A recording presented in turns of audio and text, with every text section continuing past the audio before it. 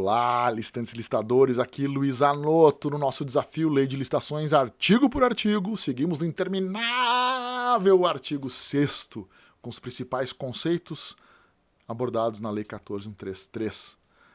Vamos falar mais um pouquinho sobre esses conceitos interessantes, lembrando que, se vocês trabalham com inteligência artificial, assinem Adapta, uma biblioteca de IAs generativas, pelo preço de assinatura de uma IA individual, se vocês fossem contratar separadamente.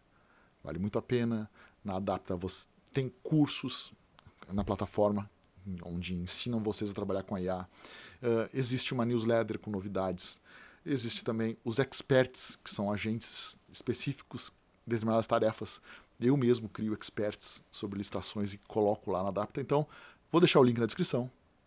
Acessem e assinem a Adapta por aqui. Vale muito a pena. Seguindo o nosso artigo 6º, eu sou obrigado a falar com vocês agora sobre o inciso 28, que são os regimes de execução de contratos de obras e serviços. Basicamente, iniciamos com a empreitada por preço unitário. E, de novo, são conceitos que nós já tínhamos na Lei 8.666 e que eles receberam alguma outra incremento ou ajuste na Lei 14.133. Mas vejam, empreitada preço unitário, contratação de execução de obra ou de serviço por preço certo de unidades determinadas. Então, quando é que eu uso empreitada preço unitário? Quando eu não sei a quantidade total. Não sei a quantidade total, estabeleço o preço da unidade e aí eu pago de acordo com a quantidade de unidades realizadas. Então, o preço está estabelecido o preço certo da unidade, mas não necessariamente a dimensão total do objeto. Os exemplos clássicos quando eu contrato por metro quadrado de um determinado tipo de construção, então muro por metro quadrado, perfuração de solo por metro linear. Então eu não sei quantos metros eu vou precisar perfurar para chegar no poço, por exemplo, mas cada metro que eu perfurar vai ter um valor X pré-estabelecido. Então, é quando eu tenho um valor de uma unidade. Então, eu não faço empreitada preço unitário quando eu contrato uma obra global e vou analisar item a item. Isso não é empreitada preço unitário, isso é empreitada global. Se eu estou contratando toda a empreitada global. Empreitada preço unitário é quando eu não sei a quantidade que eu quero e estou contratando aquela unidade de execução. Tá? Então, metro quadrado, metro cúbico, metro linear, diária, já é mais difícil, né? Mas, enfim, quando eu não sei a dimensão total, estou fazendo um aterro, não sei quantos metros cúbicos de aterro eu vou precisar, eu boto o preço do metro cúbico e, a partir daí, faço a contratação por empreitada por preço unitário. Empreitada por preço global, já falamos, contratação da execução da obra ou do serviço por preço certo e total. Então, eu sei que o valor total é X. E aí vem aquela questão que já envolve a questão da medição e pagamento. Uma empreitada global, o que me interessa? O resultado, o objeto, a obra como um todo pronta. Então eu fiscalizo a execução por etapas. Os tribunais de contas recomendam que numa contratação, numa empreitada preço global, eu tenha um cronograma físico-financeiro, ou seja, etapas da obra que precisam estar cumpridas e o pagamento dessas etapas. Então a administração não vai olhar item a item se foi executado. A administração vai fiscalizar se, etapa 1 foi concluída, a etapa 1 contemplava esses e esses entregáveis nesse valor aqui, por essa etapa 1. Claro, na formação de preço tem o item a item, mas a administração não vai olhar item a item para pagar exatamente aquela quantidade de material de serviço que foi executado. Não, são as etapas dentro do cronograma de execução, empreitada para o preço global. Contrata pelo todo. Empreitada integral, tá? O que difere a empreitada integral da empreitada por preço global? O conceito da lei, aqui no inciso 30, é que a contratação de empreendimento em sua totalidade, em sua integralidade, compreender a totalidade de etapas de obra, serviço e instalações, sob inteira responsabilidade do contratado até sua entrega ao contratante em condições de entrada em operação, com características adequadas às finalidades para as quais foi contratado e atendidos os requisitos técnicos e legais para sua utilização com segurança estrutural e operacional. Basicamente, digamos que a empreitada integral é a literalidade do conceito de turnkey. Né? Turnkey é aquele conceito de virar a chave, Ou seja, eu entrego a chave, a administração só pega a chave lá e vira e inicia. É mais do que simplesmente realizar a obra, mas é realizar a obra e deixá-la pronta para seu uso imediato pela administração. Então não é só construir um hospital, é construir um hospital e colocar as camas, os equipamentos, equipar os laboratórios, enfim, equipar todos os ambientes necessários para que o hospital simplesmente comece a funcionar a partir do momento que a administração assumir esse imóvel. É mesmo raciocínio para uma escola, enfim.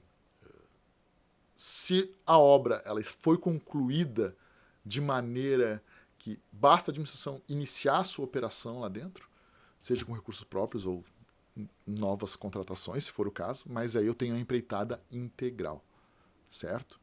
É uma diferença sutil, mas ela é bem relevante e bem importante. Contratação por tarefa. Regime de contratação de mão de obra para pequenos trabalhos por preço certo, com ou sem fornecimento de materiais. O que se diz é que a tarefa é o preço unitário do serviço.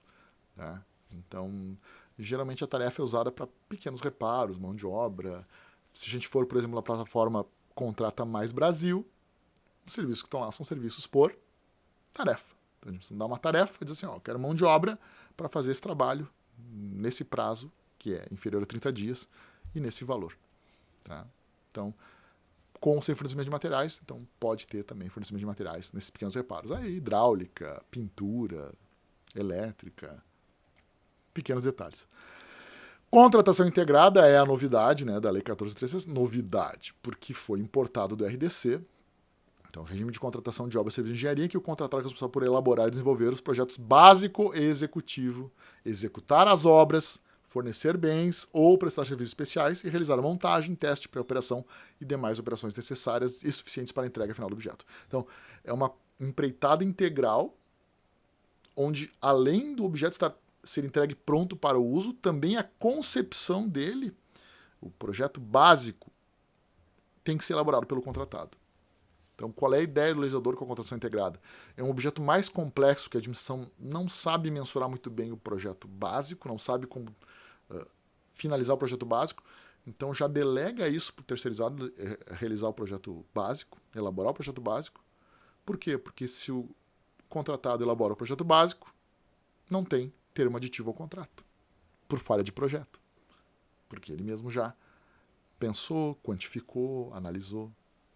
Então, contratação integrada tem esse viés. O contratado, além de entregar o objeto pronto para uso, ele, lá na fase inicial, ele ainda elaborou o projeto básico. Então, quando eu tenho contratação integrada, eu tenho no edital anteprojeto. Porque o fornecedor faz o projeto básico. Contratação semi-integrada também lá veio da RDC. Também é utilizada na lei das estatais, a lei 13.303, e tem o seguinte conceito: o regime de contratação de obras e serviços de engenharia em que o contratado é responsável por elaborar e desenvolver o projeto executivo. Então, a lei está dizendo que, tecnicamente, quando o contratado elabora o projeto executivo, ou seja, disse como é feito e não a administração, eu estou no caso de uma contratação semi-integrada. A diferença é que, enquanto no conceito da lei 14.133 está apenas essa de elaborar o projeto executivo também, na lei 13.303, a contratação semi-integrada tem aquele viés de possibilidade de modificações de itens do projeto básico. Ou seja, quando eu faço uma contratação semi-integrada na lei 13.303, a contratação semi-integrada ela permite um viés de maleabilidade do fornecedor em relação à solução apontada pela estatal. Diferente do conceito da 14.133, onde basicamente semi-integrada é quando o fornecedor não faz o projeto básico, mas faz o projeto executivo, ou seja, explica, elabora o documento dizendo como foi executado aquele objeto. Certo? E aqui, fornecimento e prestação de serviço associado, regime de contratação que, além do fornecimento do objeto, o contratado responsabiliza-se por sua operação, manutenção ou ambas por tempo determinado. E esse tempo determinado é determinado com base em quê? Em um período que seja suficiente para a administração entender o funcionamento daquele objeto e, a partir daí, começar a operá-lo. Então, isso ocorre em equipamentos, às vezes, pesados de obras, né? Ou até mesmo equipamentos mais complexos, equipamentos hospitalares, equipamentos de alta tecnologia, em que a administração não sabe operar ou não tem ninguém treinado para isso, contrata o fornecimento em uma operação inicial, que vai ser assistida pela administração, que o pessoal vai sendo capacitado aos pouquinhos, e depois de determinado período, 3 meses, 6 meses, 1 ano, a administração assume a execução, a operação desse objeto que foi fornecido. E aqui um conceito no inciso 35 de licitação internacional. Então, licitação internacional, pela Lei 14.133, ela tem 2 vieses, 2 possibilidades. Ou seja, uma licitação processada em território nacional, na qual é admitida a participação de licitantes estrangeiros. Aí eu vou verificar se é possibilidade de cotação de preço em moeda estrangeira. Então, vou fazer uma licitação no Brasil que permita empresas estrangeiras, e o preço vai ser em dólar, ou em euro, ou em libra, seja lá como for. Ou licitação na qual o objeto contratual pode e deve ser executado no todo ou em parte em território estrangeiro. Então, veja, a licitação internacional, ela é realizada no Brasil. Só que ela pode ter empresas estrangeiras participando, ou para realizar o objeto no Brasil, ou para realizar o objeto no estrangeiro, em algum consulado, por exemplo. Então, esse é o conceito de licitação internacional, para fins da Lei 14.133. Uma licitação feita no Brasil, onde eu posso cotar em moeda estrangeira e posso admitir fornecedores internacionais. Mas é uma licitação realizada no Brasil. Certo? Serviço nacional, serviço prestado em território nacional nas condições estabelecidas pelo Poder Executivo Federal. É um conceito um pouquinho amplo. Tem alguma coisa que envolve lá registro de preços, mas, enfim, é um conceito um pouco vago neste momento. Então, serviço nacional é um serviço prestado em território nacional como um todo, dependendo de regulamentação do Poder Executivo Federal. Produto manufaturado nacional. Produto manufaturado produzido no território nacional de acordo com o processo produtivo básico ou com as regras de origem estabelecidas pelo Poder Executivo Federal. Então, de novo, para considerar um produto manufaturado nacional, muitas vezes o produto ele vem com vários componentes de várias partes do mundo, ou vem pré-montado e só ganha aqui no Brasil uma capa, o seu envelope, um adesivo, um detalhe. Quem vai definir isso, se o produto é nacional ou não é nacional? É o chamado processo produtivo básico, que é regulamentado pela União, depende muito caso a caso, mas isso tem a ver também com recebimento de incentivos, até para fins de desempate em licitações, nós vamos ver na sequência. Mas o fato é que, para ser considerado um produto manufaturado nacional, o regulamento vai dizer quais são as etapas desse fornecimento que precisam ser executadas no território nacional mesmo. Certo? Ficamos por aqui com esse conceito e voltamos daqui a pouco falando um pouco mais da Lei 14.133, espero com uma voz melhor. Certo? Um grande abraço, até a próxima, curtam o vídeo, valeu!